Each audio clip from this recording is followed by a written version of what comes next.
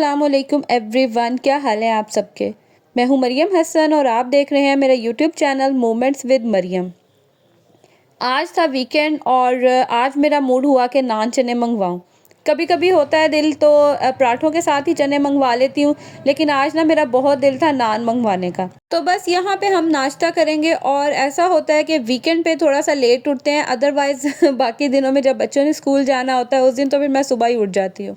Weekend पे ये होता है कि नमाज़ पढ़ के फिर थोड़ी देर लेट जाती हूँ, क्योंकि थोड़ा सा जो है ना वो मुझे टाइम मिल जाता है। और कह लें कि वीकेंड जो होता है ना वो थोड़ा सा मी टाइम होता है। मैं रात को सोती भी लेट हूँ, अपना कोई फेवरेट ड्रामास वगैरह जो है वो देख लेती हूँ।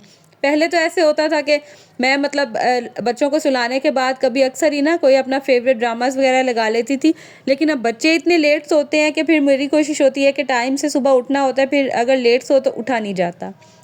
वीकेंड पे थोड़ा सा टाइम होता है तो उसको मैं एंजॉय कर लेती हूँ। खैर, यहाँ पे हम सब ने नाश्ता वगैरह किया और धूप बहुत अच्छी निकली हुई थी। थोड़ी देर के लिए हम धूप में आ गए, लेकिन इतनी को तेज़ धूप थी, यकीन करें बैठा ही नहीं जा रहा था।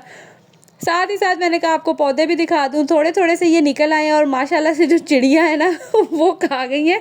और इतना मुझे अफसोस हुआ ना कि अल्लाह अल्लाह करके पौधे निकले और चिड़िया खा गई। देखते हैं आप कितनी देर तक चिड़ियाओं से बचते हैं और इसमें जो है वो कितनी ग्रोथ होती है। खैर, ये तो बात की बात है। मैंने आज बनाना था शलजम गोश्त, और इसके ना मैं आपको एक छोटी सी टिप दे देती हूँ। मैं क्या करती हूँ कि मैं हमेशा शलजम को ना अलग से बॉयल करती हूँ। गोश्त में इसमें डायरेक्ट नहीं डालती, और अलग से बॉयल करने से ये होता है कि कड़वे बिल्कुल भी नहीं बनते। यकीन करें, आज तक एक दफ़ा भी जो शलजम है ना वो मेरे कड़वे नहीं बने। मैं सादे शलजम भी बनाऊँ, जैसे शलजम की भुजिया बनती है या चिकन गोश्त जिसमें भी बनाऊँ ना, तो ये कभी भी जो है ना वो कड़वे नहीं बनते। और दूसरा ये कि मैं इनको सेपरेट बॉयल करके इनका वाटर ड्रेन करने के बाद ना इसे पहले ही मैश कर लेती हूँ, क्योंकि बाद में जब ये चिकन में या अगर आपने बीफ मटन में भी बनाना है तो ये जब उसमें डाल देते हैं ना फिर इनको मैश करना बड़ा मुश्किल होता है। तो मैं इस तरह से ना अलग से पहले ही मैश कर लेती हूँ, तो बड़ी ईजी हो जाता है। लास्ट पे बस आपने इसको ऐड करना होता है गोश्त में, और ये फ़ौरन से जो है ना वो बस बन जाते हैं। दूसरी तरफ यहाँ पे गोश्त भी बस गल गया था। इसमें टमाटर, अदरक और धनिया वगैरह डाल के ऑयल डाल के इसकी अच्छे से मैं भुनाई कर लूँगी। और आज जो है ना मैंने इसको प्रेशर में बनाया, क्योंकि मैंने बताया ना वीकेंड था, लेट उठे, नाश्ता करते कराते काफ़ी टाइम हो गया था। तो बस फिर मैंने कहा प्रेशर में चढ़ा देती हूँ, अगर मैंने वैसे रखा तो फिर तो बहुत देर हो जाएगी। गोश्त की यहाँ पे अच्छे से भुनाई हो गई थी, तो बस इसके अंदर सिंपल अब शलजम ऐड करना है और खाना जो है वो बस डन हो जाएगा। थोड़ा सा जो है ना इसमें पानी रह ही जाता है, लेकिन कोशिश मेरी यही होती है कि इनको अच्छे से वाटर इसका ड्रेन करूँ, क्योंकि जो गोश्त होता है ना इसमें भी थोड़ा सा पानी होता है। फिर ज़्यादा पानी होना तो वो अजीब सा ही जो है ना ये लगते हैं, और आपको पता है ये थोड़े ड्राई ड्राई से अच्छे लगते हैं। बाज़ लोग शोरबे वाले भी बनाते हैं, लेकिन हमारे घर में ना इस तरह से ज़्यादा पसंद किए जाते हैं। दूसरी तरफ मैंने मिनाहिल की थी कटिंग। कटिंग तो मैंने कुछ दिन पहले की थी, लेकिन मैंने वो दिखाई नहीं आपको, तो मैंने कहा इसका ना थोड़ा सेपरेट व्लॉग बना के उसमें मैं डाल दूँगी। और उसकी कटिंग किस तरह से मैं करती हूँ ये भी मैं आपको दिखाऊँगी। और मैं कोई एक्सपर्ट नहीं हूँ, मतलब वीडियोस वगैरह देख के ही मैंने सीखा है। और जिस तरह की भी आती है ना मैं इसकी कटिंग कर लेती हूँ, क्योंकि अभी छोटी है और आपको पता है कि अभी तो ट्राई मुझे करने देती है। थोड़ी बड़ी होगी, समझदार होगी, फिर तो इससे मुझे हाथ ही नहीं लगाने देना। तो अभी जब तक ये मेरा बस चलता है ना तो मैं इसकी कटिंग कर देती हूँ। बाल मैं इसके लंबे नहीं करती हूँ, इसके बाल बहुत बारीक हैं, बहुत पतले बाल हैं। बाल इसके कर्ली हैं, लेकिन ना बारीक बाल बहुत है। मेरे माशाल्लाह बाल जो थे ना वो बहुत हेल्दी बाल थे कि मेरी इतनी मोटी चुटिया होती थी ना। लेकिन मिनाहिल के बाल कर्ली हैं, लेकिन बहुत जो है ना वो इसके बाल लाइट हैं। और खाती पीती भी ये इतना को ख़ास कुछ नहीं है। तो मेरी कोशिश होती है कि इसके बाल वगैरह जो है ना मैं थोड़े कट ही रखूँ। एक तो बालों की ग्रोथ बहुत अच्छी हो जाती है कटिंग करने से, और दूसरा ये है कि कहते हैं कि बच्चों के जो न्यूट्रिशंस वगैरह होती है ना वो ज़्यादा बालों में चली जाती है, तो बालों की ना कटिंग करते रहना चाहिए। खैर, अब पता नहीं ये मिथ है या जो भी है, लेकिन मुझे ना ये छोटे बालों में अच्छी लगती है, क्यूट लगती है। तो मेरी कोशिश होती है कि इसके बाल मैं आगे सारी ज़िंदगी आपने बाल लंबे ही करने होते हैं, बढ़ाने ही होते हैं। तो अभी जब हाथ में है मेरे, तो मैं खैर इसकी कटिंग जो है ना वो कर देती हूँ। अच्छा, कटिंग मैं कैसे करती हूँ कि पहले मैं सेंटर मांग निकाल लेती हूँ, आपने देखा होगा। उसके बाद जो मैं हेड होता है ना, जो क्राउन कहते हैं जिसे, बिल्कुल सेंटर से जहाँ से हेड जो है थोड़ा राउंड होता है, वहाँ से जो है ना मैंने अलग से पार्टीशन कर लिया। आपको नज़र आ रहा होगा कि मैंने इसकी तकरीबन एक कह लें एक सेंटर पार्टीशन और दो जो है ना वो साइड से पार्टीशन की है। उसके बाद मैंने फ्रंट पे थोड़े से बाल ले जाके मैंने एक लाइन ड्रॉ कर ली है जितनी मुझे इसकी लेंथ चाहिए होगी।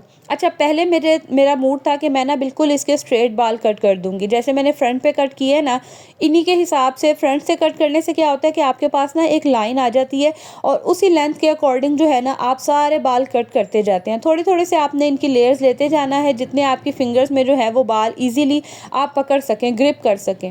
उतने बाल मैं लेती जाती हूँ और जो मैंने पहले बाल कट किए होते हैं ना, उसके साथ मिला के मैं बाकी बाल कट करती जाती हूँ। और यहाँ पे इसकी हरकतें आप देखें, इसको इतना शौक है ना अपने आप को देख के इस तरह से वीडियोस बनाने का, और बस कुछ ना कुछ करती रहती है। बच्चियों की ना इन्हीं बातों में ही मज़ा आता है। खैर, जब मैंने थोड़े से बाल काटे ना, इसके बाल कर लिए और मुझे ये लगा कि ये ड्राई होके ना ऊपर चढ़ जाएंगे, और आपको पता है कि बाल ड्राई होके जो है ना वो थोड़े और ऊंचे हो जाते हैं, तो उनकी लेंथ छोटी लगती है। फिर मैंने कहा ये तो बहुत ही छोटे हो जाएंगे, पोनी टेल में भी नहीं आएंगे। फिर मैंने ना बैक से थोड़े से जो है वो यू शेप में कटिंग कर दी। आगे से पहले मैंने थोड़े से स्ट्रेट किए थे, लेकिन उनको भी जो है ना वो बाद में मैं थोड़ी सी तिरछी कैंची रख के ना वो भी कट कर दूंगी।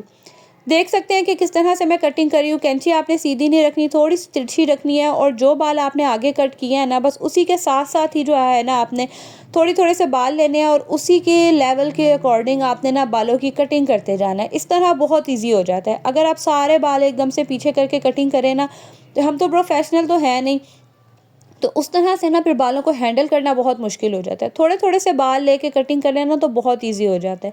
अब ये देखें, पीछे से जो है ना मैंने थोड़े से जो है ना वो यू या वी कह लें, इस शेप में मैंने कटिंग की।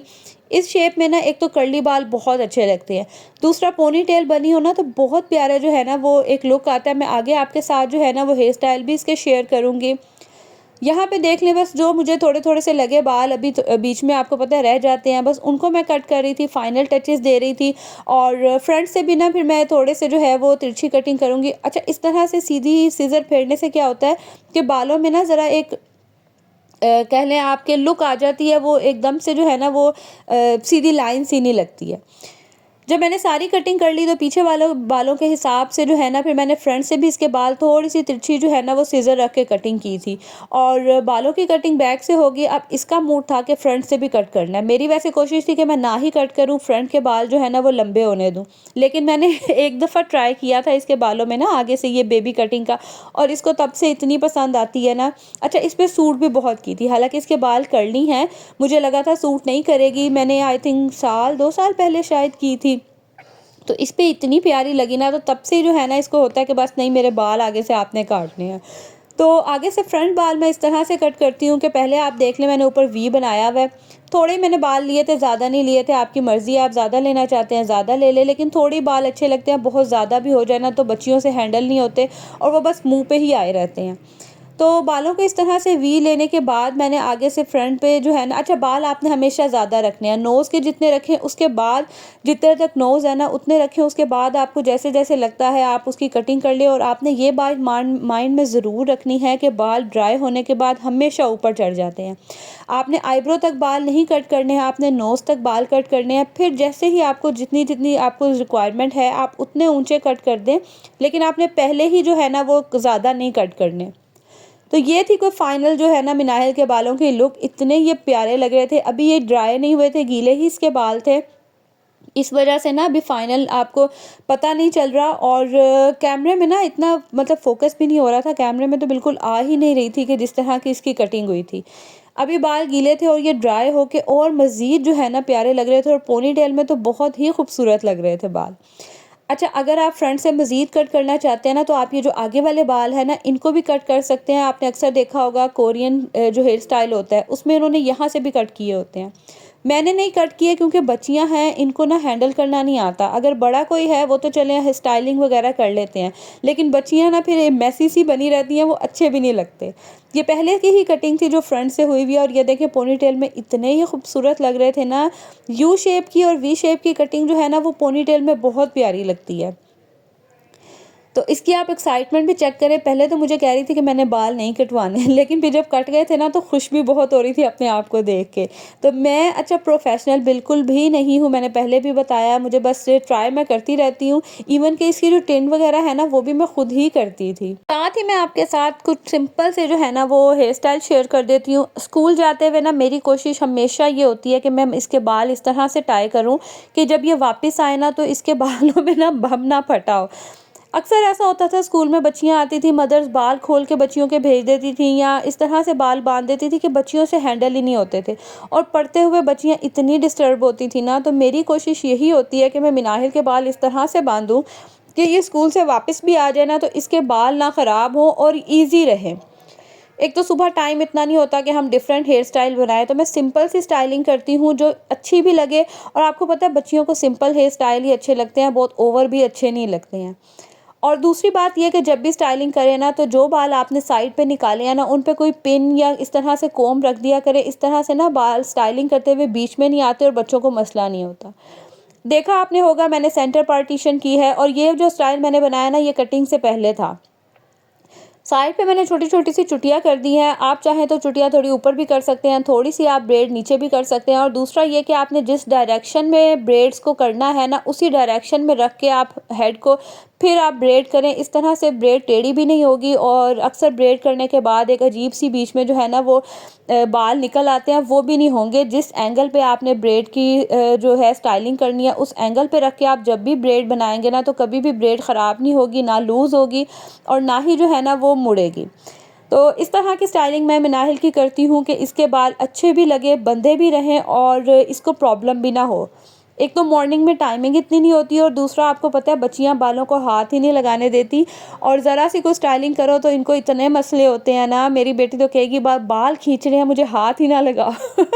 तो छोटी-मोटी स्टाइलिंग मैं इसकी करती रहती हूँ, वही मैं आपके साथ शेयर कर रही हूँ। और ये वाली जो मैं हेयर स्टाइल बना रही हूँ ना, ये हेयर स्टाइल इसका कटिंग के बाद था। ये भी बहुत प्यारा लग रहा था। मैंने सेंटर में जो है ना इसकी पोनीटेल किया, मतलब हाफ़ इसकी मैंने पोनीटेल की बालों की और नीचे जो है ना वो हाफ़ बाल मैंने छोड़ दिए और नीचे वाले बालों में इस तरह से आपने कोम्ब लगा लेनी है और इस तरह ना कोई भी बाल बीच में फँसेगा नहीं और बड़े ईज़िली जो है ना वो पोनी हो जाती है। उसके बाद आपने क्या करना है, पोनीटेल करने के बाद सेंटर से आपने एक होल बनाना है और उसके अंदर से आपने इस तरह से बालों को देख लें टर्न करना है। ऊपर से नीचे से आपने ऊपर की तरफ बालों को निकालना है और दोबारा आपने पोनी को जो है ना वो टाइट कर देना है। यहाँ पे ना मिनाहिल की कटिंग जो की वजह से ना बाल ऊपर खड़े हो गए और हम दोनों माँ बेटी का हँस-हँस के जो है ना वो बुरा हाल हुआ था। खैर थोड़ी-सी जब मैंने कोम्ब की ना तो वो दोबारा नीचे सेट हो गए और ऊपर कोई भी हेयर एक्सेसरीज़ लगा दें। बच्चियों की तो माशाल्लाह इतनी प्यारी-प्यारी हेयर एक्सेसरीज़ होती हैं, यही लगा के वो प्रिंसेस लग रही होती हैं। यहाँ पे देखिए सिंपल सा हेयर स्टाइल है लेकिन ये इतना प्यारा लग रहा था, इसकी पोनीटेल इतनी खूबसूरत लग रही थी ना। और ये ना रात जब मैंने इसकी कटिंग की थी ना तो रात का टाइम था, ये उसी तरह ही खुले बालों में सो गई थी कि सुबह इसके बाल जो है ना वो अजीब से ही हुए हुए थे। हल्का सा आप स्ट्रेटनर आगे लगा दें तो उससे भी बाल सेट हो जाते हैं। ये मेरा आज का व्लॉग था। कटिंग और व्लॉग अच्छा लगा होगा तो लाइक ज़रूर कीजिएगा और कमेंट आपने ज़रूर करना है ताकि मैं मिनाहिल को दिखाऊँ और वो भी खुश हो जाए। तो अब मिलूँगी अगली वीडियो में, तब तक के लिए जी अल्लाह हाफ़िज़।